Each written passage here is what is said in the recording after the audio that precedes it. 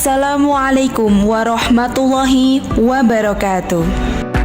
Anggaran pendapatan dan belanja negara tahun 2025 sudah disahkan pada tanggal 17 Oktober 2024. Lantas, seperti apa ketentuan dana desa 2025? Akankah jumlahnya meningkat, menurun, atau bahkan dihapuskan?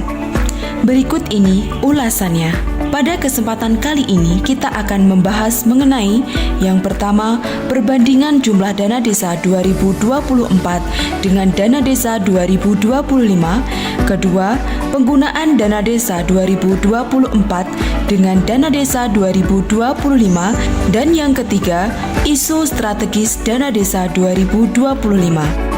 Perbandingan dana desa tahun 2024 dengan tahun 2025 dari segi jumlah dana desa, baik tahun 2024 maupun 2025 adalah sama, yaitu senilai 71 triliun rupiah dengan rincian 69 triliun dibagikan ke seluruh desa dihitung berdasarkan formula, kemudian 2 triliun rupiah sebagai tambahan dana desa bagi desa tertentu sesuai kinerjanya.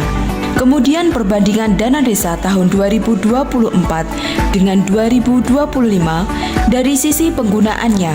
Pada tahun 2024, dana desa digunakan untuk bantuan langsung tunai atau BLT maksimal 25%.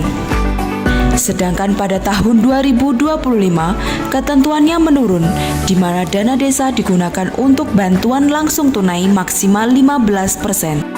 Perbandingan selanjutnya dari segi penggunaan di bidang ketahanan pangan, pada tahun 2024 ditentukan dana desa untuk program ketahanan pangan minimal 20%. Sedangkan pada tahun 2025 tidak disebutkan presentase minimal maupun maksimal. Sehingga dapat disimpulkan pada tahun 2025 desa diharuskan mengalokasikan dana ketahanan pangan, namun presentasenya dikembalikan sesuai kebutuhan desa. Selanjutnya, kesamaan dana desa 2024 dengan 2025 adalah sama-sama mengusungkan program pencegahan maupun penanganan stunting, mendukung program sektor prioritas desa, dan penganggaran operasional pemerintah desa maksimal 3%. Penggunaan dana desa pada tahun 2025 ada tambahan ketentuan, yaitu dana desa digunakan untuk yang pertama, penguatan desa yang adaptif terhadap perubahan iklim. Yang kedua, pengembangan potensi dan keunggulan desa. Yang ketiga, pemanfaatan teknologi informasi untuk percepatan implementasi desa digital. Dan yang keempat, pembangunan berbasis padat karya tunai atau PKT dan penggunaan bahan baku lokal. Itulah perbandingan dana desa tahun 2024 dengan dana desa tahun 2025. Dana desa tahun 2025 memiliki isu-isu strategis yang bertujuan untuk meningkatkan kesejahteraan masyarakat desa. Apa saja fokus utama dana desa tahun 2025? Berikut ini ulasannya. Yang pertama, penanganan kemiskinan ekstrim. Pemerintah menetapkan bahwa dana desa harus dialokasikan untuk bantuan langsung tunai atau BLT maksimal 15%. BLT dana desa ini ditujukan pada kelompok masyarakat yang paling rentan, termasuk lansia, keluarga tanpa penghasilan tetap, dan rumah tangga dengan anak-anak kecil. Yang kedua, pemenuhan pelayanan dasar kesehatan. Pencegahan stunting dan penyakit menular lainnya menjadi isu kesehatan prioritas. Dana desa tahun 2025 digunakan untuk memperbaiki gizi anak balita dan ibu hamil yang menjadi prioritas dalam menurunkan angka stunting. Selain itu, pada tahun 2025 digaungkan program Posyandu Semesta sebagai upaya penyediaan layanan kesehatan dasar yang merata bagi masyarakat desa.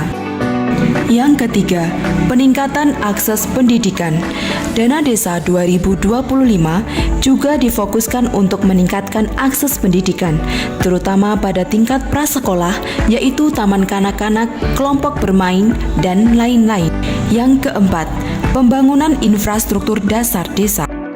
Dalam rangka meningkatkan konektivitas dan memperbaiki infrastruktur dasar, dana desa tahun 2025 dialokasikan untuk pembangunan infrastruktur seperti jalan desa, penyediaan air minum, sanitasi, pengelolaan sampah, serta dukungan rumah tidak layak huni bagi masyarakat desa.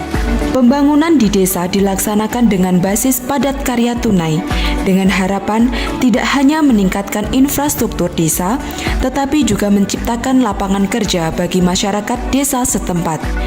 Yang kelima, penguatan ketahanan pangan nabati dan hewani. Sebagai bagian dari upaya mencapai swasembada pangan, dana desa akan diarahkan untuk program yang dapat meningkatkan produktivitas pertanian melalui pelatihan pertanian integrasi bagi masyarakat, pembangunan jalan usaha tani, drainase pada persawahan, dan lain-lain. Yang keenam, pelestarian lingkungan dan mitigasi bencana. Dana desa akan digunakan untuk mendukung program-program yang bertujuan untuk menjaga kelestarian lingkungan seperti reboisasi, pengelolaan sumber daya alam yang berkelanjutan, penanggulangan dampak perubahan iklim, dan penyuluhan mitigasi bencana. Yang ketujuh, pengembangan ekonomi desa melalui pembangunan sarana perdagangan seperti ruko desa dan pemberian bantuan permodalan kepada badan usaha milik desa atau BUMDes. Yang kedelapan, pemanfaatan teknologi informasi dalam pelayanan desa, bertujuan untuk meningkatkan pelayanan desa dan mempercepat akses informasi bagi masyarakat. Langkah ini sejalan dengan upaya membangun desa yang lebih mandiri dan inovatif. Yang kesembilan, preservasi budaya dan kearifan lokal desa. Dana desa juga akan dialokasikan untuk melestarikan budaya dan kearifan lokal masyarakat desa. Kegiatan ini meliputi upaya pelestarian seni, adat istiadat, dan tradisi yang menjadi identitas desa. Sesuai dengan kewenangannya, pemerintah desa juga akan menerima alokasi dana operasional. Penggunaan dana ini diharapkan dapat mendukung pelaksanaan tugas administratif dan pelayanan publik di desa, serta memastikan tata kelola yang baik, transparan, dan akuntabel.